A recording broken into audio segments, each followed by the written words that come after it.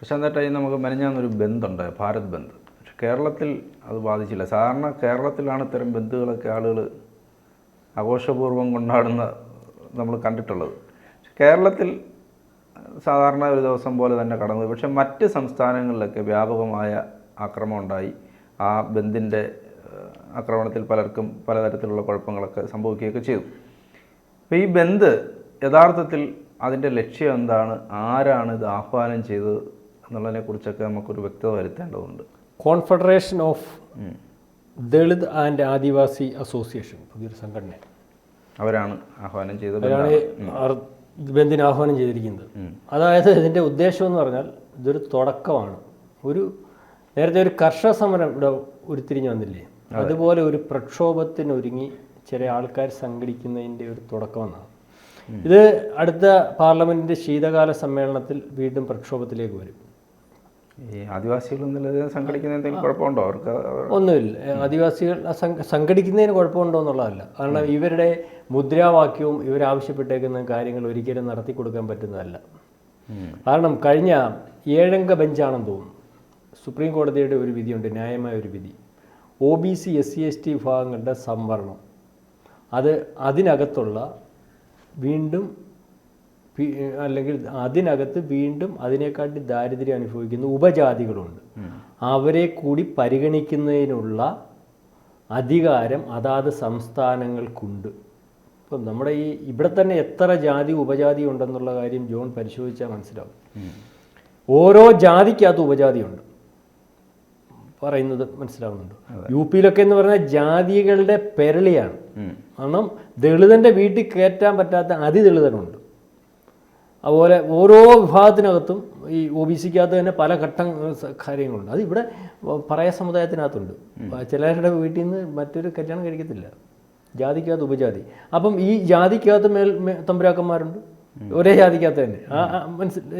ഒരു ജാതിക്കകത്ത് തന്നെ മേളിലും താഴെ നിൽക്കുന്നുണ്ട്. അപ്പം ജാതിക്കകത്ത് തന്നെ ഇപ്പോൾ പറയ സമുദായം, അല്ലെങ്കിൽ പുലയ സമുദായം, അല്ലെങ്കിൽ കുറോർ സമുദായം, അല്ലെങ്കിൽ നായർ സമുദായം, അതിനകത്ത് വീണ്ടും ഗ്രേഡ് തിരിച്ചിട്ടുണ്ട്. അങ്ങനെ ഉപജാതികളുണ്ട്. അപ്പോൾ ആ ഗ്രേഡ് തിരിച്ചുള്ള അവസ്ഥ വളരെ മോശമായിരിക്കും. അപ്പോൾ അവർക്ക് ഇതിനകത്ത് സംവരണം കൊടുക്കുമ്പോൾ അവരെ കൂടുതൽ ആയിട്ട് പരിഗണിക്കേണ്ടതായിട്ടുണ്ട്. ഇവർക്ക് ഇത്ര ശതമാനം സംവരണം ഉണ്ടല്ലോ, ആ സംവരണത്തിനകത്ത് അതിനകത്ത് ഈ പീഡനം കൂടുതൽ അനുഭവിക്കുന്ന ആൾക്കാരെ കൂടുതൽ പരിഗണിക്കാനുള്ള അധികാരം സംസ്ഥാന ഗവൺമെൻറ്റുകൾക്കായിരിക്കും എന്ന് 1/6 ഒരാൾ 7/1 6 ജഡ്ജിമാർ അനുകൂലമായിട്ടും ഒരാൾ വിരുദ്ധമായിട്ടും എഴുതിയൊരു സുപ്രീം കോടതിയുടെ സുപ്രധാനമായിട്ടുള്ളൊരു വിധി, നല്ലൊരു വിധി തന്നെയാണ്.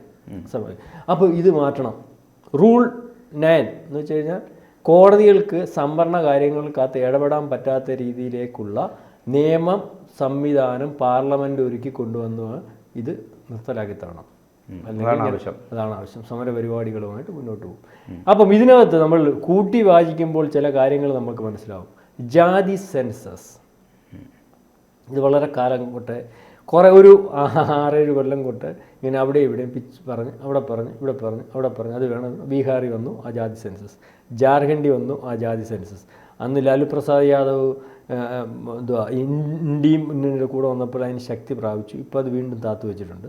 അപ്പം ഈ ഒരു ഇതെന്ന് പറഞ്ഞാൽ ഈ ജാതി സെൻസസ് കൊണ്ടുവന്ന് ഇന്ത്യയിൽ വളർത്തിയെടുത്താൽ ജാതിക്കകത്ത് അങ്ങോട്ടും ഇങ്ങോട്ടും ഒരു വൈര്യമുണ്ടാക്കി അവരെ പരസ്പരം തല്ലിച്ചു. കാരണം പുറകോട്ട് പരിശോധിച്ചാൽ നമ്മൾക്ക് മനസ്സിലായി, ഇന്ത്യയിൽ ഏറ്റവും കൂടുതൽ അതും ഈ ഹിന്ദു ജാതിക്കകത്താണ് ഏറ്റവും കൂടുതൽ മത്സരമുണ്ട്. ജാട്ടുകളും അല്ലെങ്കിൽ മറ്റവരും തമ്മിൽ മത്സരം. ഇങ്ങനെ ഓരോ സംസ്ഥാനത്തും വിവിധ ഹിന്ദുവാണ് മൊത്തത്തിൽ നോക്കുമ്പോൾ എല്ലാവരും ഹിന്ദുക്കളാണ്. അതിനകത്ത് പല ജാട്ട് കൂട്ട് മറ്റേ ഇങ്ങനെ. അപ്പോൾ ഇതൊരു ഒതുങ്ങി അല്ലെങ്കിൽ മറാഠി വാദം ഇത് ഒതുങ്ങി വരുന്ന ഒരു സമയത്ത് വീണ്ടും ഇതിനെ പ്രൊമോട്ട് ചെയ്തുകൊണ്ട് വന്നു കഴിഞ്ഞാൽ ഒരു രാജ്യത്തിനകത്ത് അസ്ഥിരത ഉണ്ടാക്കുന്നതിനും ഇതുമാതിരി ജാതിയും മതവും പിടിച്ചിട്ടുള്ള പ്രക്ഷോഭങ്ങളും അല്ലെങ്കിൽ സമരങ്ങളുമൊക്കെ കത്തിക്കുന്നതിന് വളരെ എളുപ്പമുള്ളതുമായതുകൊണ്ട് ഇത്തരത്തിൽ ഒരു കലാപം, പല കലാപങ്ങളും ഇന്ത്യയിൽ പരാജയപ്പെട്ട സ്ഥിതിക്ക് വീണ്ടും എപ്പോഴും പരാജയപ്പെടുന്നവർ അതേ അജണ്ട വെച്ചിട്ട് കലാപത്തിന് വേണ്ടി ശ്രമിക്കുമല്ലോ, വീണ്ടും ഒരു കലാപ ആഹ്വാനവുമായി മുന്നോട്ട് വരുന്നതിൻ്റെ ലക്ഷണമാണെന്നാണ് തോന്നുന്നത്. അത്തരത്തിലുള്ളൊരു ഇൻഫർമേഷനൊക്കെ കേന്ദ്ര ഗവൺമെൻറ്റിൻ്റെ രഹസ്യാന്വേഷണ വിഭാഗത്തിനുമൊക്കെ കിട്ടിയിട്ടുണ്ട്. അടുത്ത പാർലമെൻറ്റ് സമ്മേളനത്തിൽ തൊട്ട് ഈ സമരവുമായിട്ട് ഒരു മുന്നോട്ട് വരും. ഈ സമരം ഏറ്റെടുത്ത് കഴിയുമ്പോൾ സാധാരണക്കാരനെ ഒന്നിപ്പിക്കുന്നതിന് വളരെ കൃത്യമായിട്ട് സാധനം ദളിത് ആദിവാസിയാണല്ലോ ഒരു 60% അല്ലെങ്കിൽ 1% ഇവരെ ഒന്നിപ്പിക്കുന്നതിനും അല്ലെങ്കിൽ നമുക്ക് ചിലർക്ക് നഷ്ടപ്പെടാൻ പോകുന്നതെന്നൊക്കെ തെറ്റിദ്ധരിപ്പിച്ചാൽ മതിയല്ലോ. സി എ വന്നപ്പോൾ ഇവിടുത്തെ മുസ്ലിങ്ങളുടെ അടുത്ത് പറഞ്ഞില്ലേ, നിങ്ങളെ കടലിൽ കൊണ്ടുവന്ന് ഇറക്കിക്കളയും അല്ലെങ്കിൽ കടലിൽ കൊണ്ടുവന്ന് തള്ളിക്കളയും എന്നൊക്കെ, അല്ലെങ്കിൽ ഇവിടോട്ട് നമ്മൾ അഭയാർത്ഥികളെ സ്വീകരിക്കുന്ന നിലപാട് നമ്മുടെ നിലപാടെന്ന് പറഞ്ഞാൽ നമുക്ക് ന്യൂനപക്ഷമായിട്ട് മറ്റ് രാജ്യങ്ങളിൽ നിൽക്കുന്നവരെ അഭയാർത്ഥികളായിട്ട് സ്വീകരിച്ചാൽ മതി. ഇത്രയും ജനസംഖ്യയുള്ള രാജ്യത്ത് മറ്റ് രാജ്യത്തെ ഭൂരിപക്ഷം അഭയാർത്ഥികൾ സ്വീകരിക്കേണ്ട കാര്യമില്ലെന്ന് പറഞ്ഞാൽ അവിടുന്ന് ഹിന്ദുക്കളെ മാത്രം സ്വീകരിക്കുന്നു അല്ലെങ്കിൽ മുസ്ലിങ്ങളെ മാറ്റി. ഇതേ രീതിയിൽ ആൾക്കാർക്ക് അല്പബോധമുള്ള ആൾക്കാരെ തെറ്റിദ്ധരിപ്പിച്ച് ആ അല്പബോധമുള്ള ആൾക്കാരെയാണ് വളരെ കൃത്യമായിട്ട് പലതിനും ഉപയോഗിക്കാൻ പറ്റുന്നത്. അതിനുപയോഗിച്ച് രാജ്യത്തെ അസ്ഥിരപ്പെടുത്തുന്നതിനും വേണ്ടി നിലവിലുള്ള ഭരണ സംവിധാനത്തെ ഇല്ലായ്മ ചെയ്തതിനും വേണ്ടി വിദേശശക്തികളുടെ സഹായത്തോടു കൂടി ഒരു നീക്കം നടക്കുന്നുണ്ട്. വളരെ കൃത്യമായിട്ട് അത് രഹസ്യാന്വേഷണ വിഭാഗത്തിനൊക്കെ കിട്ടിയിട്ടുണ്ട്. നമുക്കത് അതിവിദൂരമല്ലാതെ കാണുവാൻ സാധിക്കും. അത് ഒരുപക്ഷെ കുറച്ച് കാലം അല്ലെങ്കിൽ ഒതുങ്ങുമോ ഒതുങ്ങത്തില്ലയോ അതൊക്കെ ഗവൺമെൻറ് തീരുമാനിച്ചല്ലേ, ഗവൺമെൻറ് അതിന് സംവിധാനം ഉണ്ടാക്കും. എന്തുവായാലും ആ സമരമൊക്കെ ഉടനെ തന്നെ ഉരുത്തിരിയുകയും അതൊരു പ്രക്ഷോഭമായിട്ട് മാറുകയൊക്കെ ചെയ്യും. ഇന്ത്യയിലായതുകൊണ്ട് അത് എത്രത്തിൽ വില പോകുമെന്നറിയത്തില്ല. എന്തുവായാലും കഴിഞ്ഞ ദിവസത്തെ ബന്ദ് അതിൻ്റെ ആദ്യത്തെ ആഹ്വാനം കൊടുത്തത് പ്രതിപക്ഷ നേതാവ് രാഹുൽ ഗാന്ധിയാണ്. ഈ വിധി വന്നപ്പോൾ തന്നെ ഈ സംവരണം സാധാരണക്കാരൻ്റെ സംവരണം അട്ടിമറിക്കുന്നതിന് വേണ്ടിയാണെന്ന് തെറ്റിദ്ധാരണാജനകം, ഇത്രയും ഒരു വാചകം മാത്രമേ പറഞ്ഞുള്ളൂ, തെറ്റിദ്ധാരണാജനകമായിട്ടുള്ളൊരു മുദ്രാവാക്യം പിടിക്കുകയും അതിനുശേഷം ബന്ധമുണ്ടാവുകയും അതിൻ്റെ ഒരു കണ്ടിന്യൂഷനിലേക്ക് പോവുകയും ചെയ്യുന്നതാണ്. ഏറ്റവും നല്ലൊരു തീരുമാനമാണ് സുപ്രീം കോടതി എടുത്തിരിക്കുന്നത്. സംവരണം അതിന് ഏറ്റവും അർഹമായവർക്ക് മാത്രം കിട്ടണം, അല്ലെങ്കിൽ OBC ഈ SC/ST ആർക്കാണല്ലോ സംവരണം നമ്മുടെ അംബേദ്കർ പോലും ഭാനം ചെയ്തിരിക്കുന്നത്. ആ സംവരണം എടുത്ത് മതാടിസ്ഥാനത്തിൽ കൊടുത്തവരാണ് കോൺഗ്രസ്. ഈ ബന്ദ് എന്ന് പറയുന്നത് നമുക്ക് അപ്രതീക്ഷിതമായിട്ട് ഉള്ള ഒരു പ്രഖ്യാപനമാണ്. ഇവിടെ നിന്നും ഒരു പ്രഖ്യാപനം വീഴുന്നു അല്ലേ? നമ്മൾ അതിന് സംഘടനയെക്കുറിച്ച് കേട്ടിട്ടില്ല. പെട്ടെന്നൊരു പ്രഖ്യാപനം ഉണ്ടാകുന്നു, ഭാരത് ബന്ദ് നടത്താൻ പോകുന്നു എന്ന് പറയുന്നു. എനിക്ക് തോന്നുന്നു കേരളത്തിലെ ഈ ആദിവാസി ദളിത് വിഭാഗങ്ങളൊന്നും അതിനെ ഏറ്റെടുക്കാനും പോയിട്ടില്ല. അതുകൊണ്ടാണ് ഇവിടെ അത് നടക്കാതെ പോയതെന്ന് എനിക്ക് തോന്നുന്നു. എന്തെങ്കിലും ഒരു നമ്മൾ ഇത്രയും പറഞ്ഞതിൽ നിന്ന് നമുക്ക് മനസ്സിലാക്കാം. പക്ഷേ ഈ ഓരോ സമയത്തും ഇപ്പോൾ ബംഗ്ലാദേശിൽ തന്നെ ഒരു കോടതി വിധി വന്നു. ആ കോടതിയുടെ അടിസ്ഥാനത്തിലാണ് അവിടെ കലാപം തുടങ്ങുന്നത്. ആ കോടതി തന്നെ ആ വിധി റദ്ദാക്കുന്നു. എന്നിട്ടും കലാപം അടങ്ങുന്നില്ല. ആ ഗവൺമെൻറ്റിനെ മറിച്ചിടുന്നു. പ്രധാനമന്ത്രിക്ക് നാട് വിടേണ്ടി വരുന്നു. ഇവിടെ ഇങ്ങനെ ഓരോ രാജ്യങ്ങളിലും പുറത്തു നിന്നുള്ള ഇടപെടൽ എപ്പോഴും നടന്നുകൊണ്ടിരിക്കുന്നു. അപ്പം ഈ രൂപത്തിൽ ഇടപെടലുകൾ വരുന്നു എന്നുള്ളൊരു സംശയം നമുക്കുണ്ട്. ഒരു കാരണം ഉണ്ടാക്കിയെടുക്കുന്നു, ഒരു കലാപ ആഹ്വാനം അല്ലെങ്കിൽ ഒരു സമരം ഉണ്ടാക്കിയെടുക്കുന്നു, നമുക്ക് നടപ്പിലാക്കാൻ പറ്റാത്ത ചില ഡിമാൻഡുകൾ വയ്ക്കുന്നു. ആ ഡിമാൻഡിൻ്റെ അടിസ്ഥാനത്തിൽ വീണ്ടും സമരത്തിലേക്ക് പോകുന്നു, ചർച്ചയ്ക്ക് വരാതിരിക്കുന്നു. അപ്പോൾ അതിങ്ങനെ ഒരു തുടർ പ്രക്രിയ പോലെ നടത്തുമ്പോൾ രാജ്യത്ത് അസ്ഥിരത ഉണ്ടാക്കാൻ പറ്റും എന്നുള്ളൊരു ചിന്ത. അപ്പോൾ അത് ആരായിരിക്കും? യഥാർത്ഥത്തിൽ പുറത്തു നിന്നുള്ള ആളുകൾ തന്നെ ആയിരിക്കും. അതെ, ഇതിനകത്ത് ഇതിനു വേണ്ടി ഒരു 150 നിയമങ്ങളുള്ള ഒരു പുസ്തകം തന്നെ ഉണ്ട്. അമേരിക്കയിൽ നമുക്ക് പരസ്യം കിട്ടും. കാരണം എങ്ങനെ അസ്ഥിരത ഉണ്ടാക്കാം, ഒരു നെറേറ്റീവ്. ഇപ്പോൾ അതിനകത്ത് ഒരെണ്ണം പറയുന്നത് ഒരു നെറേറ്റീവ് ഫോം ചെയ്യുകയാണ്. ഒരു സാധനം ഒരു അന്തരീക്ഷത്തിൽ ഇട്ട് കൊടുക്കുക. മനസ്സിലാവുന്നുണ്ടോ?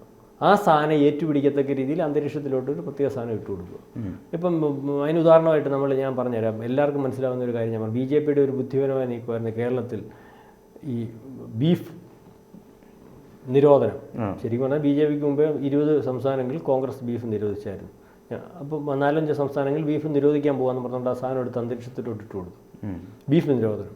ഈ ബീഫ് നിരോധനം വന്നപ്പോഴത്തേന് CPM-ഉം കോൺഗ്രസും അല്ലാതെ കയറിയും പിടിച്ചു. എല്ലായിടവും വടക്കേന്ത്യ മൊത്തം ബീഫ് നിരോധനം നിൽക്കുക. പശുവിനെ കൊല്ലാനൊന്നും അവിടെ പറ്റത്തില്ല. കോൺഗ്രസ്സുകാരനും പശുവിനെ കൊല്ലണമെന്ന് പറഞ്ഞാൽ അവൻ്റെ തലയന്മാർ വെട്ടിക്കൊണ്ടുപോകും. ഈ ഗാന്ധിജി പോലും പറഞ്ഞിരിക്കുന്ന ഗോവധം പാടില്ലെന്ന്. ഇത് ഇവിടോട്ട് കൊണ്ടിട്ട് കൊടുത്തപ്പോൾ ഇവരെല്ലാം കൂടെ അങ്ങ് സമരം തുടങ്ങി. അപ്പോഴത്തേനും ഇവിടെ രാവിലെയും ഉച്ചയ്ക്കും വൈകിട്ടും പശുവിനെ തിരുന്ന ഹിന്ദുക്കൾ വരെ പറഞ്ഞു, ഞങ്ങളുടെ ദൈവത്തിൻ്റെ കാര്യം വന്നപ്പോൾ ഉമാരെല്ലാം കൂടെ ഒന്നിച്ച് ഒരുത്തൻ റോഡിലിട്ട് പശുവിനെ വെട്ടി. റിജിൽ മൂക്കുറ്റി, അവനെ മാക്കുറ്റി റോഡിലിട്ട് ആ പശുവും കൂടെ അവനെ വെട്ടി. ബാക്കിയുള്ളവന്മാരെവിടെ ഇപ്പോൾ പോർത്ത് ഫാർക്ക് നമ്മുടെ പന്നി ഫെസ്റ്റ് നടത്തിയ പോലെ അന്ന് പശുവിനെ വെട്ടി തീറ്റിക്കുമായിരുന്നു. അപ്പോഴത്തേക്കും ഹിന്ദുക്കളുടെ ഇടയ്ക്ക് ഭയങ്കര ധ്രുവീകരണം ഉണ്ടായി. ഈ ഹിന്ദുക്കളുടെ ഇടയ്ക്ക് കേരളത്തിലെ ആദ്യത്തെ ധ്രുവീകരണത്തിൻ്റെ ഒരു കാരണം ഇത്. അത് കഴിഞ്ഞ് ശബരിമല അപ്പോൾ ഒരു നെറേറ്റീവ് ഇട്ട് കൊടുത്തതാന്ന് പറഞ്ഞാൽ അത് BJP യുടെ ഒരു ബുദ്ധിയായിരുന്നു. BJP ഒരു ജോലിയും ചെയ്യാതെ ഹിന്ദുക്കൾക്കിടയ്ക്ക് രാവിലെ ഉച്ചയ്ക്കും വൈകിട്ടും ഏറ്റവും കൂടുതൽ ഹിന്ദുക്കളായി പശുവിനെ ഇപ്പോൾ തിന്നുന്നത്, കേരളത്തിലെ കാര്യം ഞാൻ പറഞ്ഞു, അവർക്കിടയിൽ പോലും പശുവിനെ തിന്നുന്നിടത്തോലും പറഞ്ഞു നമ്മുടെ ദൈവം അത് ഇവരെല്ലാം കൂടെ കണ്ടോ ഒരു വിഷയം വന്നപ്പോൾ. ഇതുപോലെയാണ് നെറേറ്റീവ്സ് ക്രിയേറ്റ് ചെയ്യുന്നത്. ഒരു സാധനം കൊണ്ടുവന്ന് ഇട്ട് കൊടുക്കുക, അതേ കയറി വിവിധ കക്ഷികൾ പിടിച്ചിട്ട് ഇത് വർക്കൗട്ട് ആവുന്നു. അതിൻ്റെ പുറകിൽ അതിനുവേണ്ടി വർക്കൗട്ടായി കഴിഞ്ഞാൽ അതിൻ്റെ പുറകിൽ അതിന് വേണ്ടി നിൽക്കുന്ന ഒരു സംവിധാനം ഉണ്ടാകുന്നു. അതൊരു കലാപത്തിലേക്ക് പോകുന്നു. എന്തിനും എന്താ സംഭവിക്കുന്നതെന്ന് അറിയാത്ത ഇങ്ങനെയാണ് ഈ നെറേറ്റീവ്സ് ഉണ്ടാക്കിയിട്ട് ഒരു യാതൊരു വാസ്തവവും കാണത്തില്ല.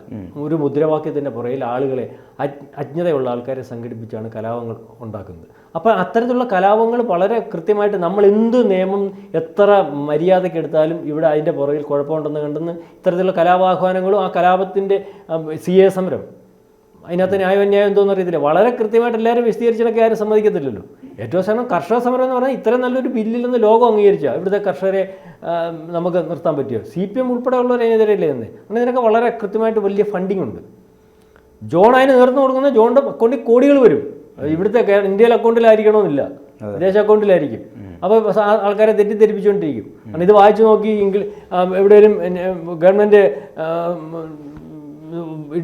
ഇടുന്നതിനകത്ത് കയറി വായിച്ചു നോക്കാനുള്ള വിദ്യാഭ്യാസം ഒന്നും ഉള്ളവരല്ല കർഷകരെന്ന് പറയുന്നത്. അത്യാവശ്യം സ്കൂളിൽ പോലും പോകാത്തവരായിരിക്കും. ഗവൺമെൻറ്റിന് നോട്ടിഫിക്കേഷൻ കൊടുത്തിരിക്കും, അത് നെറ്റിനകത്ത് കയറി വായിച്ചു നോക്കാൻ അവർക്കറിയത്തില്ലല്ലോ.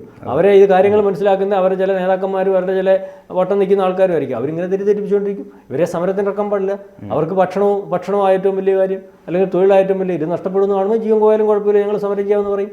ഇങ്ങനെ കലാപാഹാരം ഉണ്ടാക്കിയാണ് രാജ്യത്തെ അട്ടിമറിക്കുന്നത് തെറ്റായ രീതിയിൽ. ഇതാ ഈ നെറേറ്റീവാണ് ഇവിടെ വളരെ കാലം ഈ ബന്ധിൻ്റെ പിന്നിലുള്ളത്. ഈ ബന്ധിൻ്റെ പിന്നിൽ വളരെ കൃത്യമായിട്ടുള്ള അജണ്ട. ഇതിൻ്റെ കാര്യം ജോണിന് പറയാൻ മനസ്സിലായില്ലേ, വളരെ കൃത്യമായിട്ടുള്ളൊരു വിധിയാണ്. OBC SC ST വിഭാഗങ്ങൾക്ക് മാത്രമേ സംവരണം കൊടുക്കാൻ പറ്റത്തുള്ളൂ. മതാടിസ്ഥാനത്തിൽ സംവരണം പാടില്ല. അത് നമ്മുടെ നിയമമാണ്, നമ്മുടെ ഭരണഘടനാ നിയമമാണ്. അതിനെയാണ് ഇവിടെ പലരും കേരളത്തിൽ ഉൾപ്പെടെ അട്ടിമറിച്ചിരിക്കുന്നത്. മുസ്ലിങ്ങൾക്ക് സംവരണം കൊടുക്കുന്ന കാര്യമായി കൊടുക്കാൻ പാടില്ല. മുസ്ലിങ്ങൾക്കകത്ത് പീഡനം അനുഭവിക്കുന്ന ഏതാണ്ട് 10 80 ഈ പറഞ്ഞ പോലെ ജാതി സംഘടനകൾ അവർക്ക് മാത്രമേ കൊടുത്തുള്ളൂ. മൊത്തം മുസ്ലിങ്ങൾക്ക് കൊടുത്തേക്കുന്നത്, തങ്ങൾക്കും കിട്ടും സംവരണം. അത് മാറ്റിയിട്ട് OBC കൊടുക്കണം. OBC കൊടുക്കുമ്പോൾ തന്നെ അതിനകത്ത് ഒരു വിഭാഗത്തിന് 13% സംവരണം ഉണ്ടെങ്കിൽ അതിനകത്ത് പീഡനം അനുഭവിക്കുന്നതിനെ ആദ്യം പരിഗണിക്കണമെന്നാണ്. അപ്പോൾ അതിനകത്ത് ഉപജാതി ഉണ്ടെങ്കിൽ അതിനകത്ത് എന്തോ തെറ്റ്, അങ്ങനെയല്ലേ ചെയ്യണ്ടേ? അതിനെതിരെയാണ് സമരം പ്രഖ്യാപിച്ചിരിക്കുന്നത്. അതിനെതിരെയാണ് രാഹുൽ ഗാന്ധി ഇറങ്ങിത്തിരിച്ചിരിക്കുന്നത്. അപ്പം ഇതിനകത്ത് അജണ്ടയുണ്ട്. ഇതൊരു കലാപാഹ്വാനമാണ്. അത് നാളെ കാലത്ത് നമുക്ക് മനസ്സിലാവും.